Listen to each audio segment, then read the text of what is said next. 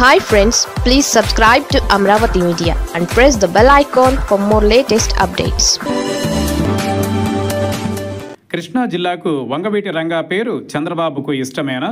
AP ప్రభుత్వం కొత్త జిల్లాలపైన కసరత్తు చేస్తోంది. ఇందుకోసం ఏర్పాటైన మంత్రివర్గ ఉపసంఘం జిల్లాల పునర్విభజనపైన సూచనలు, సలహాలు స్వీకరిస్తోంది.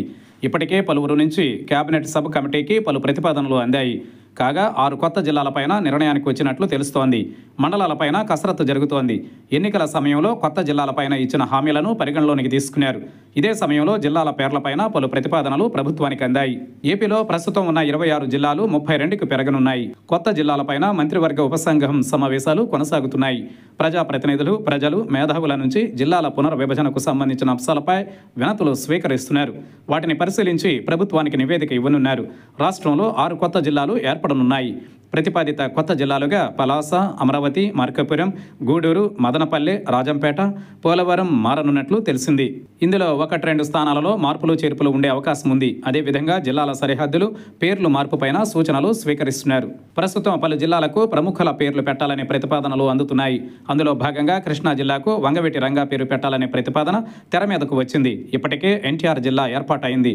అదేవిధంగా తిరుపతిని బాలాజీ జిల్లాగా పేరు మార్చాలనే ప్రతిపాదనపైన నిర్ణయం తీసుకోవాలి ఉంది. పల్నాడుకు జాషువా పేరు పెట్టాలని స్థానికంగా డిమాండ్ ఉంది. ఇక బాపట్లకు దుగ్గిరాల గోపాలకృష్ణయ్య పేరు పరిశీలించాలని స్థానికులు ప్రభుత్వాన్ని కోరుతున్నారు.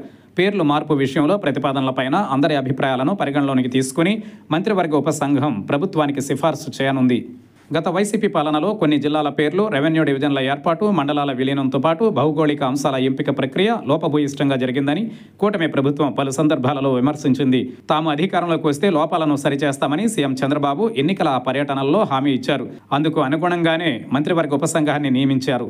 ఇప్పటికే కసరత్తు ప్రారంభించిన ఉపసంఘం సెప్టెంబర్ నుంచి జిల్లాల్లో పర్యటనలు చేసి అభిప్రాయ సేకరణ చేయనుంది.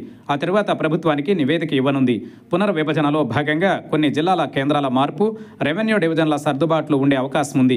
సంక్రాంతి వేళ కొత్త జిల్లాలు, డివిజన్ల ఏర్పాటు, పేర్ల మార్పు పైన ప్రభుత్వం తుది నిర్ణయం తీసుకునే అవకాశం కనిపిస్తోంది.